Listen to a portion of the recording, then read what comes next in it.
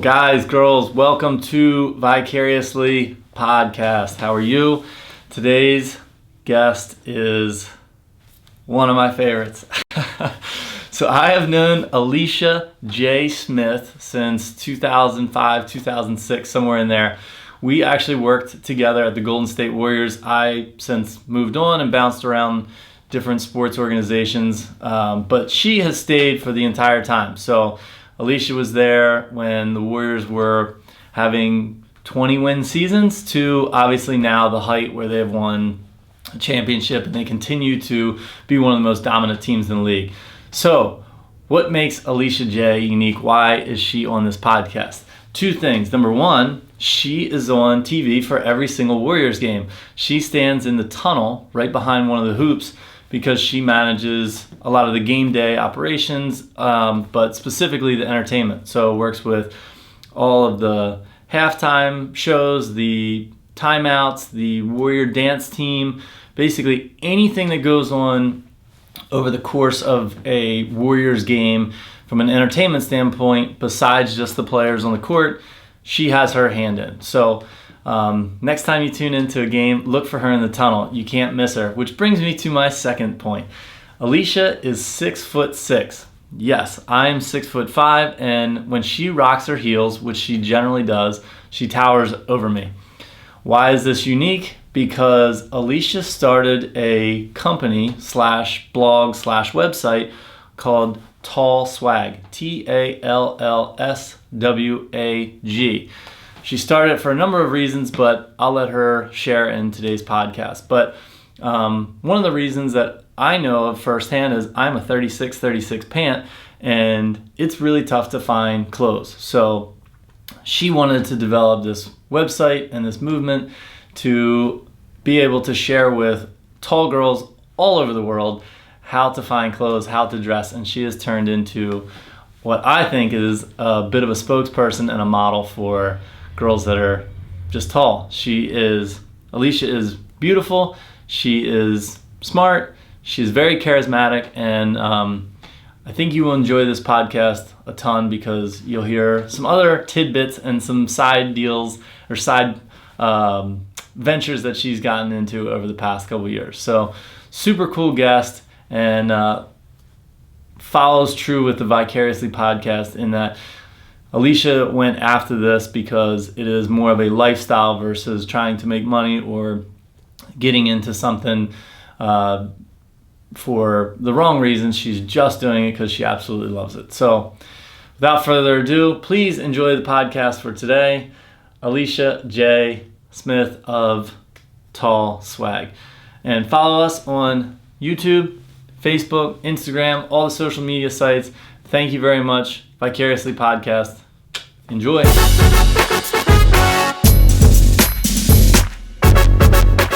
All right, so everyone gets nervous as soon as I hit that record button. I'm not nervous at all. I just hit that record button. All right. You're officially live. I'm on the podcast. All right, so we are sitting here with Alicia Jay. Say hello. Hello. So Alicia and I have been friends for quite some time, and I wanted to bring her on for a number of reasons, because she has a very unique story, but she also has a very interesting entrepreneurial background. And I think from my standpoint, to back up, so we started working together at the Golden State Warriors. How long have you been there? 11 years. 11? 11. So that's 2005? I don't even want to relive. Gosh. Yeah, we're here now. It's 11 years later. Yeah. 2005 might have been what, like a 18 to 22 win season? Oh, those years.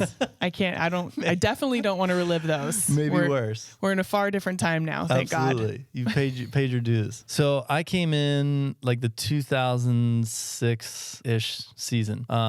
And so kind of where I'm going with this is, number one, Alicia's been around with the Warriors for a long time, and she's paid her dues, and she's seen them be pretty crappy, and she's seen them be great. But I think one of the best qualities of the Golden State Warriors is that the in-game entertainment, the overall fan experience piece, has always been top notch. The other reason that I wanted to have her on is because when I was leaving the Warriors in around 2009, very beginning of 2010, that's when you started to kind of hit your breaking point or boiling point of just feeling like there was more to you professionally and career-wise. And so that's when you started to get into ideas about a new venture. Yes, TallSWAG.com. Nice plug. Yes, I'm always going to plug myself in TallSWAG. So we'll get into that piece first, but back up to 2010, whatever it is, you have this idea of starting something that is relevant to your world. And when I say your world, the elephant in the room here is that Alicia is stunningly beautiful, and thank you. She is 6'6".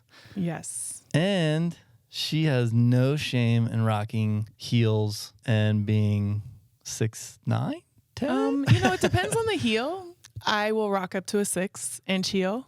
Nice. If they're fierce. So, I don't shy away from it. I did though. Yeah. And that's where TallSWAG came in. I was bullied at, all throughout my years of school, basically, up until the end of high school. Not only was I bullied for my height, I was also bullied for my race. I went from going to like all black school to being the darkest thing in the school. So, people would yell the N-word out the window as we walked home from school. So I was getting it from all angles because I was different on being tall, but I was also different for being black. And then I had natural hair, and there was just so many things. So, a lot of my school was very difficult, and I was very depressed. And that was Portland, Oregon? Beaverton, Oregon, actually. Okay. We moved from Portland. A little further out. Yeah. Not many miles, but very different when it came to racial things. So it was tough, but I hated my height. I never really hated my race. I just didn't understand why people would be, so hateful. And it was also a period of time where my parents got divorced. So there was a lot going on with me. Yeah. And there were some dark days. When I got to college, it totally changed for me. And I saw other tall women that were just rocking it and loving it. I said, you know what? I think I was believing these lies that people were telling me. And I kind of found the truth out. And I just uncovered a whole new Alicia, and I haven't looked back since. I love that. So to back up, so when you were in high school, your parents divorced at what age? My parents divorced at 7, but there was a period, divorce took a long time. And my dad, he was a great father, but he was alcoholic when I was young. So we went through a lot with that as well. Then I lost a brother to a drunk driving accident. So those years were really rough. Mm-hmm. So the transition from Portland to Beaverton didn't help at all. What year did you hit your growth spurt? I could just continually I grew. I was always a head and shoulders above everybody. So always. I can relate, but to some extent, because I was a little bit later, but I was generally tall growing up. So I was always in the back for every single photo. But yeah, I'm 6'5", 6'4 3/4, and Alicia has me by a little bit. Just a slight bit. And I'll tell you so I know this is going to come up, so I'll say it now. There are a number of phrases that as a taller person, you get all the time. Constantly. All the time. And it's some of the dumbest shit you can imagine. So some people come up and they just say, damn, you're tall. Right. And you're like, really? I am? I wasn't aware. And just to give a hint, and you can speak on this one, but a good pickup line would be something that is more open-ended, like, hey, how are you doing? Or what's going on with you today? Or what is your name? Right. Not, hey, you're tall. Right. Or my favorite is we're the same size laying down. Yeah. That happens a lot, actually. That is a good one. So we'll get back to childhood, but I gotta jump ahead real quick. My first day of work at the Warriors. I'm notoriously late. I've gotten a lot better over the years, but my first day of the Warriors, I end up parking and somebody runs into my car and knocks the rear view mirror off, the side mirror. Later that day, we went on lunch break. And same thing happened, Pat, my boss. Same thing happened to him. Somebody hit his car and knocked the side mirror off. In our parking lot? I didn't have a parking pass yet. Oh, okay. So freakish day. I'm like, man, the Warriors, this is wow. This is a great start. Second day, I have no idea how, but I was in sales, sponsorship sales, and I ended up getting synced up with like the in-game entertainment group, Alicia being one of them. And so right away, I'm like, damn, this girl I've never seen someone this tall. And so we're walking down the street and I just kind of was over it, didn't think anything of it. And it was the first time that I've ever been around somebody that so many people take notice. Like they check you out. They eye you up and down. Yeah, staring would be the word. Yes. And like hardcore staring. This bum walked up, a homeless man, whatever you want to say, walked up, stood in front of our 5-6 person group, eyed you up and down and said, damn, I'd have to climb up to go down on that. Yes. I do remember that, actually. Of all the times that I've walked in downtown Oakland, that's one of the times that I remember. There are a lot of interesting ones. So I pretty much peed my pants on the spot. That was the first day you ever met me. Great. Yep. Alicia did not find it that funny. She shook her head and kept going. Yeah. But I think from that point on, I kind of knew what I was dealing with. I was dealing with someone who knew who she was and pretty badass. Oh, well, thanks. I like that. I like those descriptors. But it's great. What boggles my mind is why do people feel like it's okay? Yeah. Like you wouldn't go up to somebody who was like obese or something like that and comment on it like in their face, you know? Yeah. You just wouldn't. Wow, you're overweight. Right. Like that's just not socially acceptable. But for tall women, like, or men too, I guess, to a certain extent, I'm sure you feel that it's okay. Mm-hmm. Like it's perfectly fine. It is weird to say like, I'd have to climb to go down on you. That's perfectly fine, apparently. So the other one is basketball. Like everyone assumes that you played basketball. And then fast forward, you go to college. Well, here's the thing. I was not gifted in the sport of basketball at all. I fought it like until I was in the 9th grade. Yeah. I just wanted to be a model and that was it. And people said, no, you have to play basketball. They like forced me into that. And I finally just said, fine, I'll play because there was just so much pressure.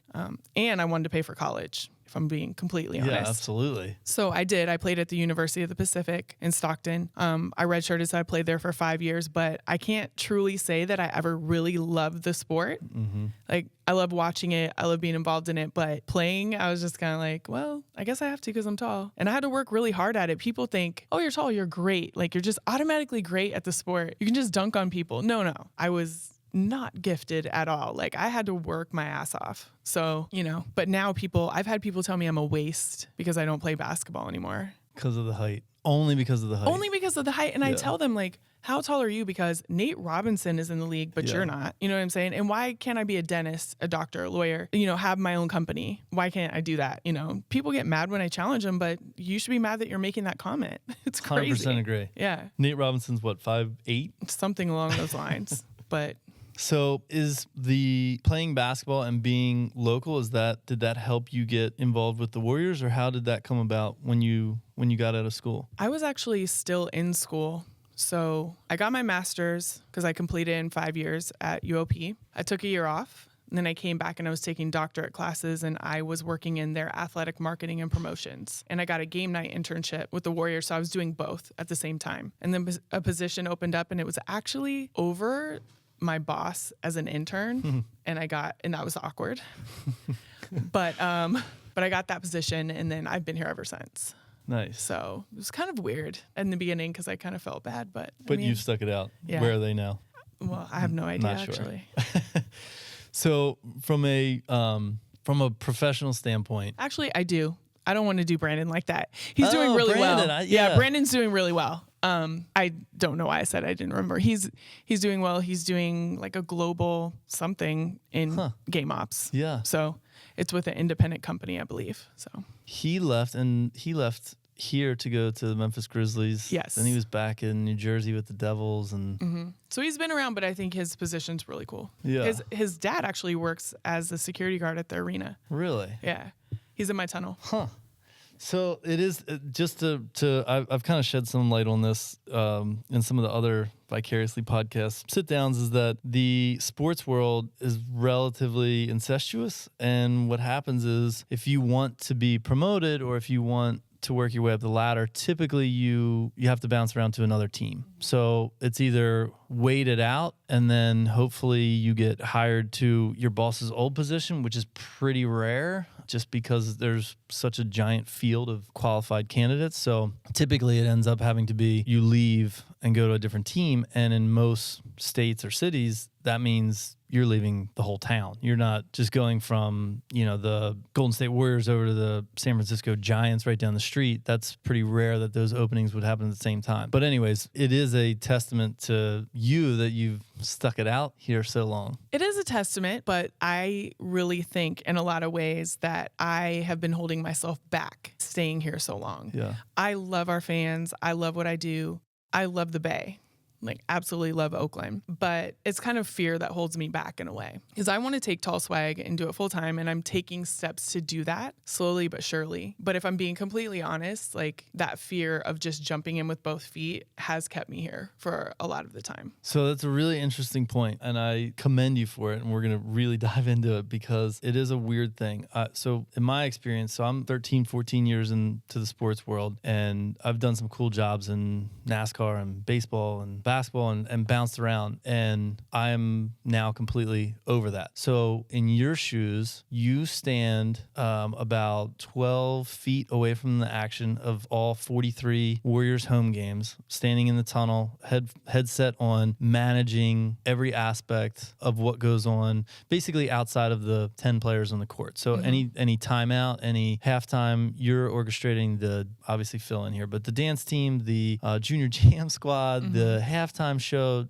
every element. Right. So even from doors open, so I produce and direct the pregame show. So that's basically what you see when you walk in. I'm giving you all the information for the game with our 2 MCs. That in itself is a really long period of time to produce because it's from doors open to the game starts till the guys run out. Basically 90 plus minutes? Yeah. Depending on the game, some days are earlier than others. Yeah. When we have a promotional giveaway that's really big, we'll open the doors 30 minutes early to allow that extra time for people to walk in. So there's that. And then I'm a stage manager during the actual game. So every promotional thing that we do and execute, that comes out of my tunnel, I have to make sure that it's flawless. There's a lot of behind the scenes that goes with that. People don't know. They think I'm security, a lot of people.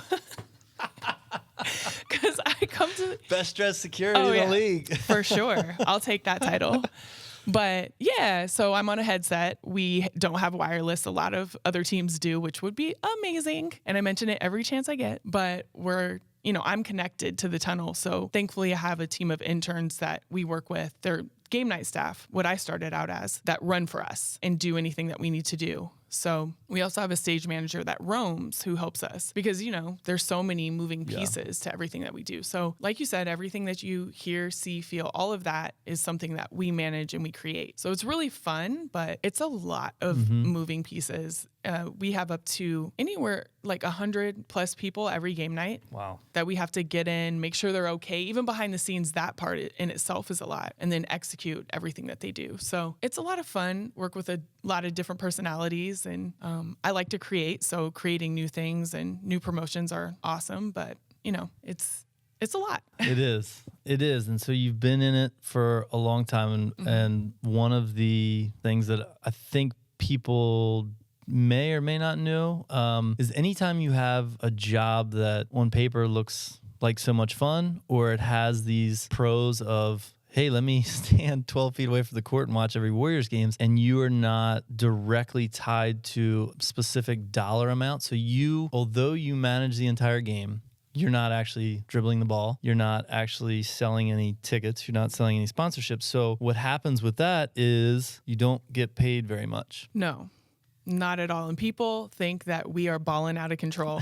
People who work for they do. Anytime you work for sports, they're like, oh, that's amazing. It's my dream job. But you're living in the Bay on little to no salary. Yeah. And you have to kind of work your way up to get any kind of coin. So, and for us, it's frustrating. I have to be honest. I mean, I don't want to speak for everyone in my department, but I'll say for me, because we execute a lot of what people are selling. So in essence, we're servicing that. We don't get any cut at all. So we're doing a lot of what people who are getting a cut should probably be doing, but it's part of our job. So we have to do it, and that's fine. But I really argue that we should get some type of bonus too that's tied to those things because we're doing so much of it. And one of the things that you're referring to is, so I think it is 19,656. Is that somewhere around there? Pretty close. Yeah. 19,600 plus fans, and the Warriors have had how many sellouts in a row? Do you know? Man, it's many consecutive sellouts. It's a couple sellouts. seasons. Yeah. It's multiple seasons at this point. So point being, the season ticket sales, they're killing it. The season ticket retention team, they're killing it, sponsorship, etc. And so all of those folks that are involved with the organization, and not just the Warriors, but this is a generalization across the whole sports landscape, is that all of those departments need everything else to run so that they don't have issues with their clients and that they are entertained every night. Right. And at the end of the day, we're basically the end all for the whole product. We're selling all of these pieces, but it's the game at the end of the day that we're selling, and we execute that. So if you're looking at it, the argument to get a bonus tied to those things is very valid, because at the end of the day, if we don't produce, they're not happy, and all of those things aren't fulfilled. So to come full circle, it's a good snapshot, and it's a good perspective, and to hear, because I think a lot of people just see it on paper and they see it face value and they get really excited. Oh shit, you work for the Warriors, and it's not a bad thing. It's not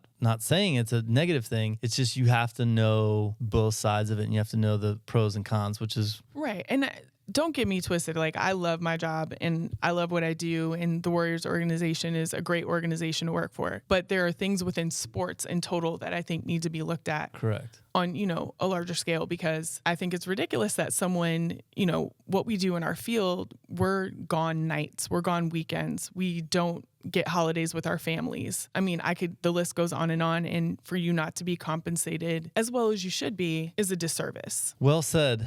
And so that brings me to TallSWAG. So my baby and my passion, yes. So here's what happened. First of all, I'm going to take credit for one thing, and you don't have to give me credit for it. But I used to call Alicia Jay all the time. Yes. Yeah. Look, let me give you partial credit though, because you did call me Alicia Jay all the time. But in college, my coach called me Alicia Jay because I had a jump hook. Oh, so nice. He called me Alicia Jay, and it just stuck. But when you did, I was like, okay, I'm used to that. Hell yeah. But I will give you partial credit. Nice. I'll take it. So here's my favorite thing. So Alicia has her day job, and she has her profession. She has her career that she's tied to. And whether people argue with this or not, there is a sense of monotony or somewhat mundane that every game is the same. And so even when I was here, you get to a point where you're watching a Warriors game. I know this sounds crazy, but you get to a point where you're watching the Warriors game, and it could be a back and forth 1 point, 2 point game with 2 minutes left, and I'm still just standing straight faced. I have no expression. I'm not jumping up and down. I'm not excited. Because you've seen this before. You've seen this thing. Right. And then I find myself, when I go to other sporting events, like, I'm just looking around and kind of like critiquing it. Yes. So it's just like, can I just enjoy a game at this point? You cannot. You can't. You can't. So that's another little tidbit, is if you love sports, and especially going to live events, you probably don't want to get into sports because you're going to be jaded from here on out. I cannot go to, even though I'm out of it now, I can't go to a sporting event and not stare and write down every single brand and sponsor that I see in and around the venue, or critique their in-game promotions. Mm-hmm. Oh, I definitely do it everywhere I go. So the saving grace is, so Alicia works in the game ops, and there's only so many times that you can orchestrate a national anthem or Star Spangled Banner in the beginning of a game that you get fired up about. So you come up with this passion project of, and not to put words in your mouth, but I saw you personally, I saw you gaining a ton of confidence over the years that I worked with you of number one, embracing your height, number two, embracing your kind of individuality, and number three, embracing who you are, what you stand for, etc. What I mean by that is, you stand in the tunnel at 6'6", and the opposing team's locker room and the Warriors locker room, well, the Warriors was on the other side, but the opposing team's locker room was behind you. So basically, every player on the bench or on the court walked by you to head to the locker room. And when you're talking about being out there 2 hours prior to the game time, these guys are moseying in and out of the locker room, and they're eyeing you up and hollering at you sometimes. And fans. Yes. Yeah. I mean, I definitely, to me, there's a misconception of athletes in general. Like people think that they're all one way. And I get a whole bunch of different reactions from the guys. Like, yeah, I think a lot of people may appreciate it. Okay. Like in different ways. But I think some people are just in awe that I'm wearing heels. Like they can't get over that part. Or some people just can't believe they're seeing a girl that's tall, that is that tall. I mean, I get so many different reactions from the guys. Do some of them think I'm beautiful? Absolutely. And I appreciate that. But you have to develop a certain level of professionalism, especially being a woman in sports. And I've definitely developed that over the years. Yeah. So in 2010, you go down this venture of TallSWAG. So I think from any entrepreneur out there is looking at, all right, so you know what you want to do in the sense that your challenge is that you are into modeling, you're into fashion. However, you are having trouble shopping for what every other girl is easily finding accessible to them. So immediately you have your need or you have your niche, but then after that kind of steer us through the process. So you want to come up with some sort of business or something. You want to develop a website. You want to do who knows what. So walk us through kind of how you went down that path. Initially, I just wanted to create a safe space for tall women to go to feel great about themselves because I needed that growing up. My parents were super supportive, but they're my parents. At the end of the day, you're like, they love me because I'm their kid, and they're fostering this confidence within me because I'm their kid, but you want somebody else to go to see. And I really didn't have that. You had women athletes that were tall and that was great, but I just wanted a girl who was like super, proud of herself, confident. Normal. Yeah, just like relatable, yeah. Like a chick walking down the street. Like I needed that. So I developed TallSWAG just for that. It wasn't even about clothes at first. It was just, I needed myself that I had become, at a young age. So I was just thinking about the girl who was tall like me when she was 6 and didn't know what was going on and just needed somebody to look to. So that's why I created it at first. And then the clothing thing was just obviously like a reoccurring thing. And style wasn't something that I ever thought was for me because I was tall. I thought, and we didn't have a lot of money when I was growing up. So I wore like hand-me-downs from my cousins, my male cousins. So I didn't really know. I mean, I had to have pants that were long enough and that was that. I'm sure they were flattering. Oh, I was hot. You made them work. Yeah, no, not at all. But so once I found my style voice, I said I should be sharing that too because clothing is really hard to find. So I started doing that and people just responded to that because they're like, oh my God, where are those leggings from? How can I get those jeans? And the thirst is really real for tall fashion because you can't walk into a store and have that experience, which is ridiculous. So it started with the name, which developed how? Actually, I just sat there and I was thinking of like descriptors of how I felt my confidence was developing and who I had become. And swag just kept coming up. And swag also can just mean like actual things. Like you get swag bags and it was a dual type name. Meaning, so yeah, dual meaning. So TallSWAG it was, and it just stuck and it's been there ever since. So who built your website? I did. Did you? Nice. Yeah. How long did that take? It took a while because I don't know anything about like coding or computers or anything like that. So, I mean, literally like technology is not my friend. I just got an iPhone like not too long ago and my brother had to set it up and I still have battles with it on a daily basis. Yeah. But, I'm on Squarespace. It's really easy. And once you get the hang of it, but it took me a while.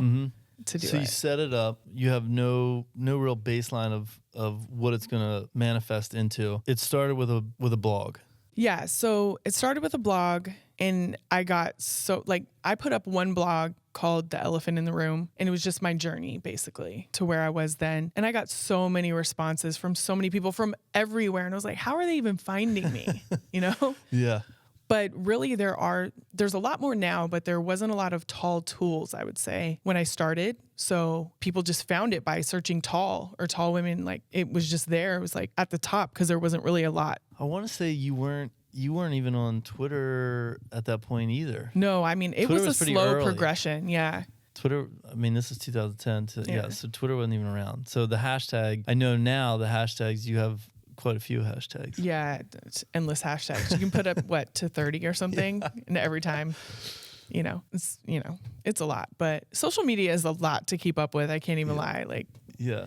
it's almost like just as taxing as the blog is itself. So some of the stuff that you've done though, you've now got into, so the modeling stuff is really cool. And knowing this area, I can almost point out some of the shots and some of the areas that you've taken and stuff. But so how did that get into that point? And the kind of one of the pieces I want you to bring up is just the sheer confidence it takes, because I think that's one of the hardest parts is like you have this concept and you have this idea and you're like, you know what, fuck it. I'm doing this for me. And I don't really give a shit if anyone gets behind it. And then all of a sudden someone does get behind it and you do get this feedback that you just mentioned. And then now it's like you start gaining momentum. You start getting more confidence and you start really getting into it. And you're like, all right, I'm going to put myself out there more. I'm going to let these people, these strangers on Instagram and these strangers coming to my website, I'm going to let them into my life. Exactly. And that is actually very, that's hard to do, because I actually found myself becoming somewhat of a perfectionist because of the blog. Because I wanted to portray this, like, I don't even want to say perfect life, but like flawless, like I'm confident and I never have any issues anymore. And that's not the case. We're always evolving. I don't care how confident we get in life. We're always doing something to better ourselves, or that we pinpoint that we need to grow in. And, for a long time, I was trying to portray this like perfect package of a person. And so lately, fast forwarding to blogs that I'm doing lately, I'm really exploring like this imperfectionism. Like, what about me do I still need to work on? Because you might need to work on it too, or you can draw something from it. I think that for so long I didn't have confidence. And when I found some, I just wanted to like share that piece like time and time again. But that's not reality. We're all works in progress. So she just pointed to me as she said that. First of all, I was doing that because we were talking about it earlier. Not kidding. Because you're a work in progress, but you are, because we all are. Agreed. But so lately, that's what I've been exploring on the blog, because the pressure and the stress on me to have every picture perfect and every piece of clothing, like without wrinkles. I mean, just down to the way that I talked. I was like, that's not even the way you talk. Like, you need to be real. Mm-hmm. I'm getting back to that on the blog, even down to my natural hair. Like, I wore a weave like religiously for years. Like, a lot of people thought it was my hair. I did not know that. Yes. No, I would go into the shop, get it taken down, put back up. Like, nobody knew that my natural hair was under there. And that stems back to when I was growing up and people made fun of it. And it just, once I found a weave, I was like, well, I can conceal this stuff? Yeah, like it's going up. So now I'm even rocking my natural hair, and that's a progression. So I just want women to feel amazing in the skin that they're in and the gifts that they've been given by God. Because I know we're all here for a purpose. We're all unique, and He gives us these things for a reason. So who am I to not show all of me to my followers? And that's where I'm at right now with the blog. Man, that is really spot on. I think there's a lot of life lessons in that. Kind of a weird transition here, but so Craig Sager just passed away.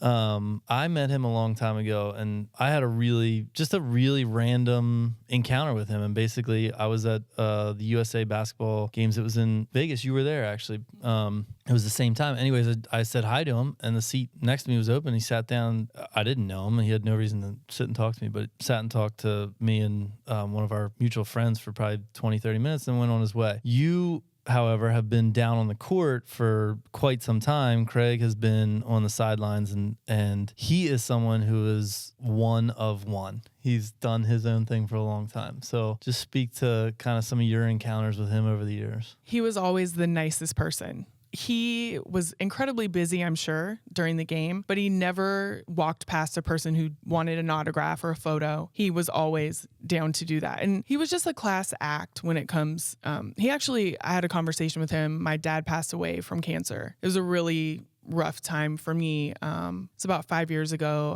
I watched the progression of the cancer, and I was with him for the last month of his life. It was really rough. And I had a conversation with him, really brief, about it and how I wanted him to keep fighting. This was before he went into his remission.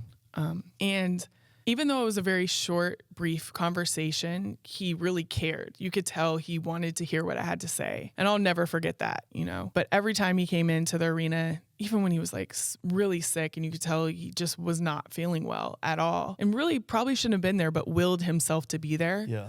I really admire him and his mark that he left on the world. And he lived within his purpose like every day of his life. You want to talk about someone who used all of his gifts.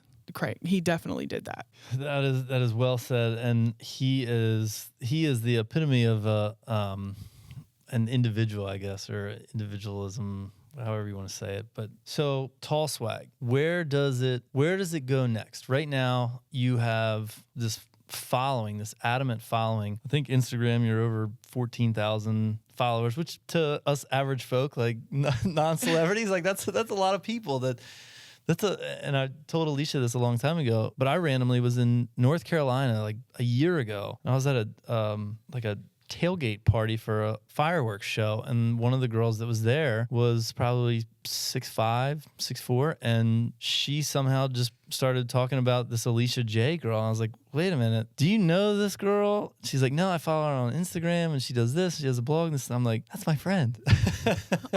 And so that's sweet. Kind of the stuff, like your message is out there, but I think one of the challenges is you've now built it. You've been surprised at how rewarding it is personally. So what's next? What do you want to do with it? Well, the challenge is this. So I've never started TallSWAG to make money. I really just want it to impact whoever needs it. I mean, I never wanted it to be some revenue stream, but I want to take it full time, so I have to have some sort of revenue. So I'm going to start selling t-shirts. I had a t-shirt line a while back, but really I didn't do the right research. I wasn't equipped to really launch it. I mean, I did, and I made a little bit of money, but there wasn't really a business plan. But now I'm definitely going to launch the shirts again. I'm also going to launch a curated shop. So I'm going to work with local designers and have them do like a taller run of what they normally do. There's a lot that goes into it because I don't want it to just be like, oh, add a couple inches. Like that doesn't work. You need to have it proportioned and sized correctly. But I'm working with, actually, her name's Alicia Jay, which is funny. Fitting. Yeah, very fitting. But she has really amazing pieces, and she's a local Oakland designer. So I'm going to work with her to have taller pieces. And she's going to be like the first person that I work with in that shop. I'm also writing a book about my tall experiences, which also enters another piece that I talk about, which is my Christianity. I'm a Christian. God is the center of my life, and I can't really have a blog without him in it because he's such a big part of my life. So I made a decision when I was young that I wanted to wait to have sex until I was married. And so I'm a virgin. So the book is called The Tallest Virgin in the World because it talks about all aspects of my life. So that's another thing that is interesting because virginity in today's world is different than it probably was back in the day. No, not probably. It is different. Yeah, very. So I talk about all of that on the blog as well. That's very cool. I didn't know that you were going to go into that, but that's awesome. Are you uncomfortable? I am not. Because we've talked about this before, but I know full well that guys give you mixed reactions to that. Yeah, actually, most guys run when they hear it. And I have to admit that is hard. I mean, I'm 36, I'm single. Like, I definitely want love, true love. So every time that happens, it hurts. I'm going to be completely honest, but they're not for me. If they're going to run because I told them I want them to wait, like they're weak. But also, how can I be in a marriage with you? There's so many things that happen within a marriage. I mean, people are married for 28, 38 years, whatever the case may be, 40-year anniversary. Like, sex is very important in a marriage, but if you can't wait until we're married, what else can't you wait for, or what else are you going to run out for? So it's okay. It's another way to weed out who's not right for me. But it does hurt. It's a process, and I like to be completely real with it too. Because even though I think it's a choice that isn't really promoted and people don't really think it's a choice anymore, I still want to be real with the choice has its ups and downs. So, and I obviously don't see any flaw in it whatsoever. We're both the same age. I think personally, there's two areas that come up to me. One is that you just have a smaller pool to choose from for whatever reasons, whether they're comfortable, uncomfortable with it, and I know typically you're taller, so you're just not into, in general, guys that are 5'10", like it's not going to catch your eye. I'm not saying that they're not good enough. It's not going to catch your eye, just like every one of us has our specific type that we're interested in. So, well, it's so true. But at the end of the day, I usually find that guys aren't really comfortable with it. So I've dated guys who are shorter than me, but they say, oh, it's great, you know, da da da. And then when they don't want to hold hands with you in public, or they don't want to like kiss you in public because it's not traditionally what a kiss is supposed to look like.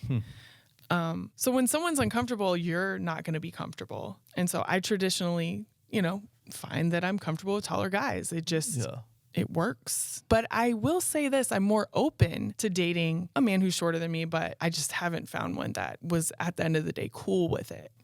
They say they are, but they're not really. That's a good point.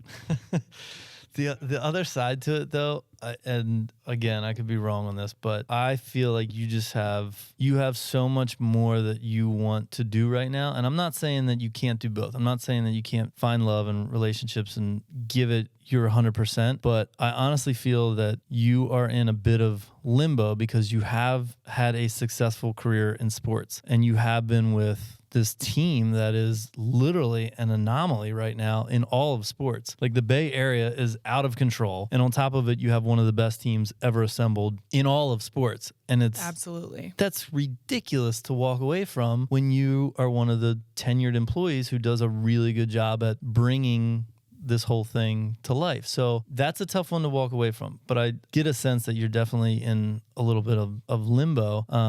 And I don't want to put words in your mouth here, but I feel like if you can come up with a way to monetize TallSWAG and take it full time, you will. Absolutely. No, that is an absolute true statement. I also want to do things like public speaking and really talk to girls like one-on-one, you know, about their confidence. Those things I want to do. To me, that's living in my purpose. That's not work to me. That's actually doing what God has put me on this earth to do. So if I can walk away and do it full time, absolutely yes. So when that presents itself, but see, that's the problem with me. Really, I need to just step out on faith and put fear aside and do it, because there's never a right time to do something like that.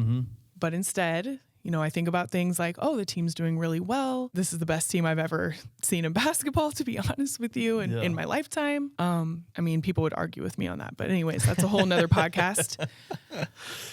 You know, all these great things are happening, but am I really living in my purpose? I don't think so. I really don't. So I just need to do it. I'm fully aware. And every day I think of a way not to. That's fair. It's fair. I honestly think that a lot of people on the other end of this microphone, that is the genesis and the reason why I've started this, is because I think it does take a little bit of push. And I guarantee you, if there's 4 listeners on the other end, 2 of them are like, shit, man, I've been in the same boat. You're right. I do need to push it. And I think it is that total leap of faith. I think one of the pieces that you have over maybe the next person is that you do have such a confident background, and you do have so much faith in the Lord. And I think that for me personally, I'm not in that spot. And so if I jump into it, I do feel like I'm pretty alone. And so I think to some extent that should help you and that should drive you. And your kind of test case or your pilot was 2010, 2011 when you actually launched this thing. And although you haven't made a living off of it, your first go around of throwing yourself into building a website and turning it into a blog and everything else, you're 1 for 1. Yeah, no, I mean, yeah, I'll take that. But it's interesting that you say that you feel alone when you go into those things, but what compels you to do it? Because you will jump in with both feet like it's nothing. Like, and I admire that with you. I've always admired that. Yeah, I read a quote a while ago, and I gotta find it here. But and this actually came up in another podcast. But it was basically along the lines of, once you have a backup plan, you've already admitted failure. And so in my world is, I just kind of do it. You don't have a perfect answer, and you don't know where it's gonna go, but I know I'm gonna do it. No, and that's beautiful. Sometimes I fuck up. No, but sometimes I fail. You fail, but you get up. What do they say? Like, fail, whatever, 8 times, get up 9 or whatever. That I'm saying it completely wrong and terrible. But you know what I'm trying to say. And I'm getting to that. Okay. I mean, but at the end of the day, I just have to do it. And I'm fully aware. But there's that little voice inside that says, you know what? Stay and see if they win the championship again. Or, you can just think of 100 other scenarios that go through my head. Yeah. So let me ask you this. You have a number of things going on, and one of the pieces that you were featured on, it was called Right This Moment. That was Right This Minute. Right This Minute. Yep. So Right This Minute did a feature on you called... Well, they actually covered a feature that Mode Media did on me. Oh, okay. So what did they call it though? The World's Tallest Virgin is what I believe they called it. And that piece actually took off. I mean, it was covered. The Daily Mail covered it. I mean, I was just getting alerts left and right. I'm like, what? It was just another way for me to get my story out there and to reach more people who felt the same way that I do, but didn't think that they could do it. So you have a couple different angles here. So you've been involved with the Warriors, which is very intriguing. You have a personal background that you've basically overcome in trials and tribulations. And I know that your brother was hit and killed by a drunk driver, which is why you don't drink. Yeah. Well, he was involved in a drunk driving accident. So he was in the car with someone who was driving while they were drunk. And he got ejected from the car. And then your personal life of never being married, currently being single, and waiting for Mr. Right to take your virginity. Yeah, I mean, there's other things that go with that, but yeah, that's the main one. Very intriguing story. And then the last one is that you have TallSWAG, and that you want to take that to the next level, and whether it be merchandise line or working with certain clothing designers, developers, etc. Yes. So you have all these things.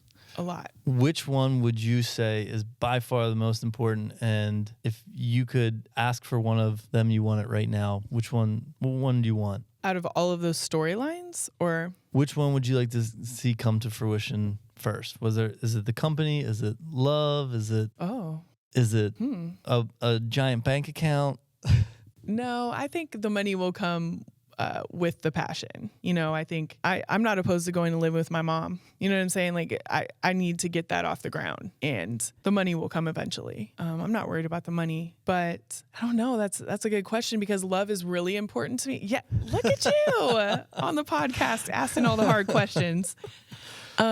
I've always thought of them going together. I've never really thought about choosing one, but I know that I believe that, like I've said, God has put me down here for a specific purpose. And if my purpose is more important than my love life, so be it. I'm not, I definitely want love. I want marriage. I want to have sex, obviously. Let's keep it real. It is pretty great. No, you just got to rub it. Okay, it's cool. It's cool. No, one day, I definitely want to do that. Okay, that's another misconception about virgins, is that they don't care about sex. No, we care about it. We want to have it. I waited this long. We just want to have it with one person. So, but so all of that's important to me. But if God's purpose for my life is bigger than those things, then I'm down for it. Very well said. It has been an absolute pleasure, and I'm really excited to see what happens. So basically, we're sitting here end of December, beginning of January-ish. The NBA basketball season has 2 more months to go. Obviously, the Warriors are going to go deep into the playoffs. So we are definitely going to circle back with Alicia Jay. Yes, I would absolutely love to, because there's some really exciting things going on behind the scenes with TallSWAG, things that I've been working really hard on, and I know that they're going to propel me into everything that it's supposed to be for anyone that needs it. So I can't really talk about it. Nice. I'm under contract. Look at this. We got an exclusive. So I definitely want to circle back and talk about those things as they occur. Cool. Yeah. Well, we really appreciate having you. And first and foremost, we wish you nothing but luck. But most importantly, everyone check out TallSWAG.com. Want you to start following Alicia, and if there's anyone who wants to reach out to her, I think she's very approachable. And I'm not saying that from a dating standpoint, but that too. But very approachable. I think some of the best pieces of social media, or really since you started this, has been kind of the feedback that you had no idea that there was those type of followers, and so many followers out there. Yeah, at the end of the day, that's why I do what I do, is I just want to reach people and show them that they're amazing and they can do amazing things. Tall or not tall, but obviously, tall's my demographic. Love it. Well, thank you for coming on the Vicariously podcast. Appreciate it. Can't wait to have you back. Thank you.